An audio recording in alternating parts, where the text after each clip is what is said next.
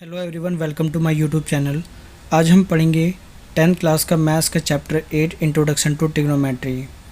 तो ये चैप्टर थोड़ा नया होता है, स्टूडेंट्स के लिए थोड़ी प्रॉब्लम होती है समझने में, लेकिन अगर आपने ट्रायंगल चैप्टर अगर अच्छे से पढ़ा है तो ये चैप्टर आपको समझ में आएगा और आप इस चैप्टर को पूरी तरीके से एंजॉय कर पाएंगे।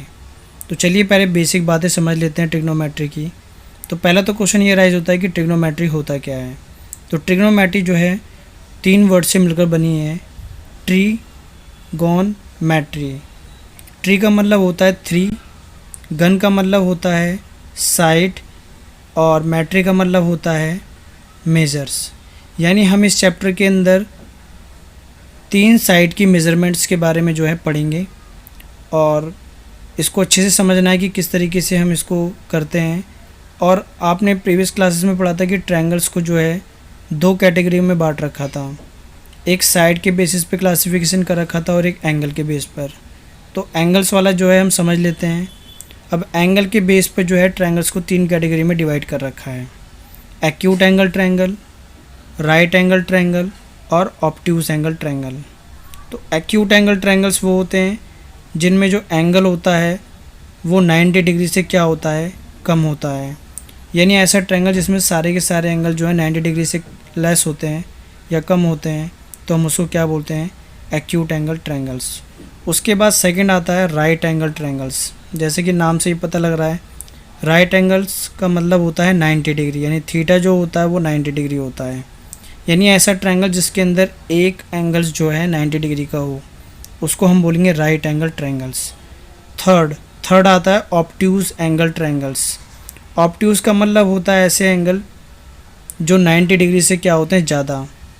तो अगर कोई ऐसा ट्रायंगल्स है जिसमें एक एंगल जो है 90 डिग्री से ज़्यादा है, तो हम उसको क्या बोलेंगे, ऑब्ट्यूज एंगल ट्रायंगल। ये कुछ बेसिक बातें जो आपको क्या है पता होनी चाहिए। चलिए अब आगे चलते हैं। अब आगे आता है ट्रिग्नोमेट्रिक रेशियो। तो इस चैप्टर का जो फर्स्ट टॉपिक है वो है ट्रिग्नोमेट्रिक रेशियो। रेशियो कैसा है, पूरी की पूरी ट्रिग्नोमेट्री जो है राइट एंगल ट्रायंगल्स पर जो है टिकी हुई है। अगर आपने राइट एंगल ट्रायंगल्स को समझ लिया, इसका मतलब आपको ट्रिग्नोमेट्री बहुत इजीली जो है समझ में आ जाएगी। तो पहले मैं एक राइट एंगल ट्रायंगल बनाता हूँ। आप देख सकते हैं यहाँ पर मैंने एक ट्रायंगल लिया है ए बी एंड सी। अब राइट एंगल ट्रायंगल्स के अंदर जो ये बी सी साइड है उसको हम बोलेंगे परपेंडिकुलर, और जो ए बी है उसको हम बोलेंगे बेस, और जो ए सी है उसको हम क्या बोलेंगे, हाइपोटेनियस। तो पी मतलब यहाँ पर है परपेंडिकुलर, बी का मतलब यहाँ पर है बेस, और एच का मतलब क्या है, हाइपोटेनियस। जैसे मैं एक एग्ज़ाम्पल लेता हूँ, जैसे मान लीजिए मेरे पास कोई ट्रायंगल्स है इस तरीके से, और ये ट्रायंगल्स जो है राइट एंगल ट्रायंगल्स है ए बी सी। अब मैं यहाँ पर इनकी वैल्यू लेता हूँ 5, 12 एंड 13। तो आप मेरे को इस फिगर में देखकर बता सकते हैं कि जो ए बी है वो यहाँ पर क्या है 12 सेंटीमीटर, वो क्या है, परपेंडिकुलर। और जो बी सी है जिसको मैं 5 बोल रहा हूँ, 5 सेंटीमीटर, वो क्या हो जाएगा, बेस। और जो परपेंडिकुलर बेस को लाइन मिला रही है ये वाली 13, वो क्या हो जाएगी, हाइपोटेनियस। तो यहाँ पर ए सी कितना है, 13 सेंटीमीटर, जिसको हम क्या बोल रहे हैं, हाइपोटेनियस। तो आपको पता होना चाहिए कि पूरा ट्रिग्नोमेट्रिक चैप्टर जो है इसी राइट एंगल ट्रायंगल्स के ऊपर बेस है। राइट एंगल ट्रायंगल्स होगा तभी ट्रिग्नोमेट्री एप्लीकेबल है, अदरवाइज़ और कोई ट्रायंगल्स आ जाए, एक्यूट या ऑब्ट्यूज आ जाए, तो वहाँ पर ट्रिग्नोमेट्री नहीं लग सकती है। तो ये बेसिक बातें आपको क्लियर हो गई होगी। चलिए अब आगे चलते हैं। जो भी हमने राइट एंगल ट्रायंगल्स को समझा यहाँ पर, परपेंडिकुलर, बेस और हाइपोटेनियस, इन्हीं के रेशियो को कुछ नाम दिया गया है। तो उसकी एक ट्रिक होती है जो अगर आप याद कर लेंगे तो इस पूरे चैप्टर में जो है आपको कोई भी डाउट या कोई भी परेशानी जो है नहीं आएगी। तो ट्रिक ये है, पंडित बोले पंडित, हर हर भोले। ये आप याद कर लीजिए। पी मतलब पंडित, बी मतलब बोले, पी मतलब पंडित, एच मीन्स हर, और फिर एच मतलब हर और भोले। ये याद कर लीजिए। अब आप सोच रहे होंगे ये है क्या, तो देखिए, परपेंडिकुलर अपॉन में हाइपोटेनियस, इस रेशियो को हम बोलते हैं ट्रिग्नोमेट्री में साइन। बेस अपॉन में हाइपोटेनियस, इसको हम बोलते हैं कॉस, और जो परपेंडिकुलर अपॉन में बेस है उसको हम बोलते हैं टेन। अगर मैं ऊपर से देखूँगा, अगर मैं इसी चीज़ को नीचे से लेता हूँ, हाइपोटेनस अपन में परपेंडिकुलर लेता हूँ, तो ये रेसिप्रोकल हो जाएगा और उस फंक्शन को हम बोलते हैं कॉसेक। यानी ये एक तरीके से बोल सकते हैं कि साइन का रेसिप्रोकल होता है कॉसेक। दूसरा, बेस अपॉन में हाइपोटेनस कॉस होता है, हाइपोटेनस अपॉन में बेस क्या हो जाएगा, सेक। तो सेक किसका रेसिप्रोकल हो गया, कॉस का। उसी तरीके से टेन परपेंडिकुलर अपॉन में बेस था, अगर मैं बेस अपॉन में परपेंडिकुलर लेता हूँ तो उसको हम बोलेंगे कॉट, जो कि टेन का रेसिप्रोकल है। तो यहाँ पर 6 ट्रिग्नोमेट्रिक फंक्शन है, लेकिन मेरे हिसाब से तो 3 ही हैं, बाकी उसके रेसिप्रोकल हैं। जैसे साइन और कॉसेक एक दूसरे के रेसिप्रोकल हैं, कॉस और सेक ये एक दूसरे के रेसिप्रोकल हैं, और टेन और कॉट ये आपस में एक दूसरे के क्या हैं, रेसिप्रोकल हैं। तो ये समझ में आ गया होगा। अब इस बात को ज़रा थोड़ा डीपली में समझ लेते हैं यहाँ पर। जैसे मैंने बताया कि जो साइन है, साइन क्या था, परपेंडिकुलर अपॉन में क्या था, हाइपोटेनियस। और मैंने भी बताया कि साइन का जो रेसिप्रोकल होता है उसको हम बोलते हैं कॉसेक। ये ट्रिग्नोमेट्रिक रेशियो है, आपको ध्यान देना है। तो हम लिख सकते हैं 1 अपॉन में साइन, यानी कॉसेक जो है साइन का क्या है, रेसिप्रोकल है। जैसे साइन है मैंने बताया परपेंडिकुलर अपॉन में क्या आता है, हाइपोटेनियस। ये हाइपोटेनियस ऊपर चला जाएगा तो रेशियो क्या हो जाएगा, हाइपोटेनियस अपॉन में परपेंडिकुलर।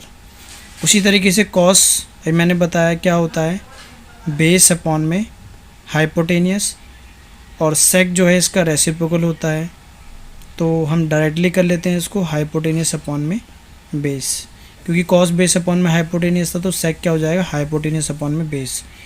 उसी तरीके से थर्ड, टेन ये था परपेंडिकुलर अपॉन में बेस, तो उसका रेसिप्रोकल हो जाएगा कॉट, और कॉट टेन का रेसिप्रोकल है तो 1 अपॉन में टेन भी लिख सकते हैं इसको, और बेस अपॉन में क्या बोलेंगे इसको, परपेंडिकुलर।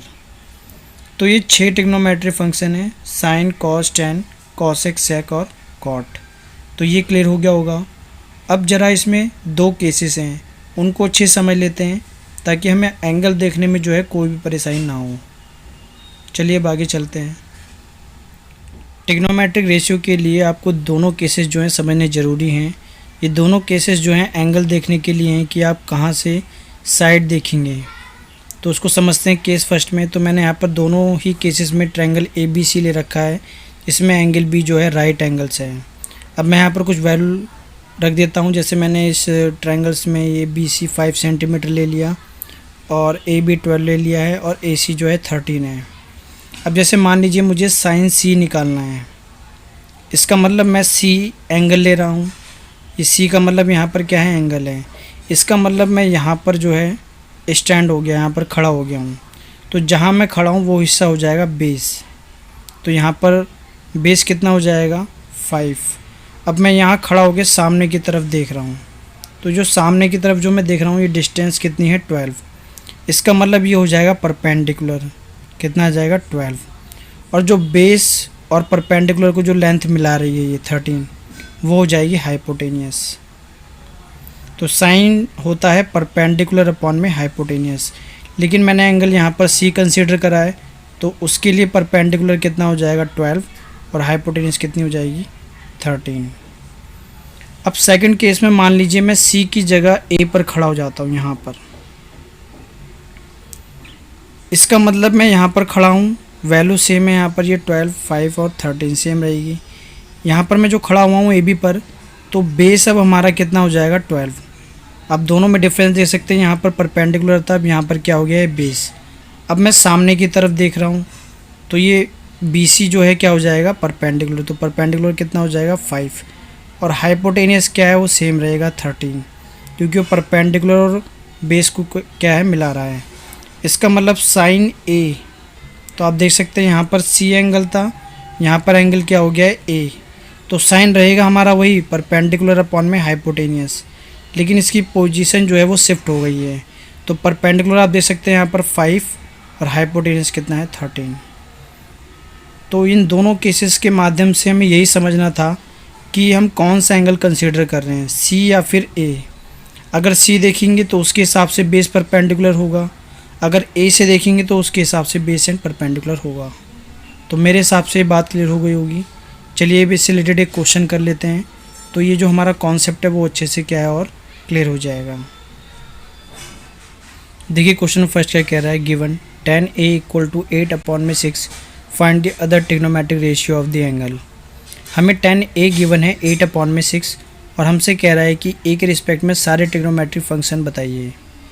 तो हम इस बात को एक डायग्राम समझ सकते हैं। जैसे मान लीजिए मैं एक राइट एंगल ट्रायंगल कंसीडर करता हूँ A, B एंड C। इसमें एंगल B जो है वो क्या है, राइट एंगल ट्रायंगल है। अब हमें क्वेश्चन में दिया है tan A इक्वल टू 8/6। अभी मैंने बताया कि tan क्या होता है, परपेंडिकुलर अपॉन में बेस। अगर आप भूल जाएं तो आप पंडित बोले पंडित हर हर भोले लिख के समझ सकते हैं। तो पहला साइन था, फिर कॉस और लास्ट वाला जो है tan। तो tan क्या होता है, परपेंडिकुलर अपॉन में बेस। तो 8/6 इसका मतलब परपेंडिकुलर। तो ध्यान देना है, हम A पर खड़े हैं तो A के लिए जहाँ पर हम खड़े हैं वो बेस हो जाएगा, यानी ए बी यहाँ पर कितना हो जाएगा 6। और सामने की तरफ ये देख रहा है तो परपेंडिकुलर कितना हो जाएगा 8, यानी BC कितना हो जाएगा 8। ये रेशियो में इसलिए पहले हम कॉमन रेशियो मान लेंगे इसका x, क्योंकि ये रेशियो में दिया हुआ है। अब हमें AC नहीं पता है, हाइपोटेनियस। तो याद करिए according to Pythagoras theorem hypotenuse का स्क्वायर क्या होता है, परपेंडिकुलर का स्क्वायर प्लस बेस के स्क्वायर के क्या होता है, सम के इक्वल होता है। तो यहाँ पर हाइपोटेनियस है AC और परपेंडिकुलर कितना है 8x, तो इसका स्क्वायर कर लेंगे और बेस हमें कितना गिवन है 6x। उसके बाद हम इसको सॉल्व करते हैं। 8 का स्क्वायर होता है 64, अंदर वेरिएबल्स है तो इसका स्क्वायर हो जाएगा। 6 का स्क्वायर कितना होगा 36 और ये इसका स्क्वायर हो जाएगा x का स्क्वायर। जब हम इन दोनों वैल्यू को ऐड करेंगे तो ये आ जाएगा 100x स्क्वायर। तो ये आया है AC स्क्वायर। यहाँ से जब स्क्वायर हटेगा तो यहाँ पर क्या लग जाएगा, स्क्वायर रूट। जब इसको सॉल्व करेंगे, अब आपको पता है 100 किसका स्क्वायर होता है 10 का, और एक x क्या आ जाएगा बाहर। तो यानी हाइपोटेनियस कितना आ चुका है हमारा 10x। अब हम सारे ट्रिग्नोमेट्रिक फंक्शन जो है निकाल सकते हैं। यहाँ पर हम दोबारा से एक बार ट्रायंगल्स बना लेते हैं ताकि हमें दिक्कत ना हो करने में। तो एक बार देख लेते हैं। यहाँ पर बेस है 6x, परपेंडिकुलर है 8x और AC कितना आता है 10x। तो शुरुआत हम करेंगे साइन से। तो साइन A क्या होता है, परपेंडिकुलर अपॉन में हाइपोटेनियस। यहाँ पर लिख भी देते हैं, ये बेस है क्योंकि एंगल हम A कंसीडर कर रहे हैं, ये परपेंडिकुलर है और ये हाइपोटेनियस है, ताकि हमें समझने में आसानी होगी। साइन होता है परपेंडिकुलर अपॉन में हाइपोटेनियस। तो परपेंडिकुलर कितना है 8x, हाइपोटेनियस कितना है 10x। तो x से x एलिमिनेट हो जाएगा और ये 2 से कट जाएगा। तो साइन A कितना आ जाएगा 4/5। इसका साथ साथ हम इसका रेसिप्रोकल भी निकालते चलेंगे। साइन का रेसिप्रोकल क्या होता है cos x। तो 1/sin A ऐसे भी लिख सकते हैं हम। तो 4/5 है तो ये कितना हो जाएगा 5/4। उसके बाद बात करते हैं कॉस की। तो कॉस क्या होता है, बेस अपॉन में हाइपोटेनियस। बेस कितना है बताइए 6x और हाइपोटेनियस 10x। फिर से x से x एलिमिनेट हो जाएगा और ये 2 से कैंसिल आउट हो जाएगा। तो इसकी वैल्यू कितनी आ जाएगी 3/5। अब कॉस का रेसिप्रोकल क्या होता है sec A। यहाँ पर लिख सकते हैं इसको 1/cos A, और cos से हमारा आया था 3/5। तो sec इसका क्या हो जाएगा रेसिप्रोकल, यानी 5/3। दूसरी तरफ हमें tan दिया था, tan A कितना दिया हुआ था 8x/6x, क्योंकि tan क्या होता है परपेंडिकुलर अपॉन में बेस। तो परपेंडिकुलर 8x, बेस कितना है 6x। तो x से x कट जाएगा तो ये कितना आ जाएगा 4/3। तो कॉट इसका क्या हो जाएगा रेसिप्रोकल, यानी वो कितना हो जाएगा 3/4। तो हमने सारे ट्रिग्नोमेट्रिक फंक्शन निकाल लिए हैं A के रिस्पेक्ट में। तो ये कॉन्सेप्ट जो है क्लियर हो गया होगा। आज की क्लास में हम ट्रिग्नोमेट्रिक रेशियो तक कर लेते हैं, बाकी हम इसके टाइप करेंगे क्वेश्चन नेक्स्ट क्लास में। आप हमारे साथ बने रहने के लिए इस चैनल को सब्सक्राइब कर लें। अगर ये वीडियो आपको पसंद आए तो उसको लाइक करें और अपने दोस्तों के साथ ज़रूर शेयर करें। मिलता हूँ नेक्स्ट वीडियो में, तब तक के लिए धन्यवाद।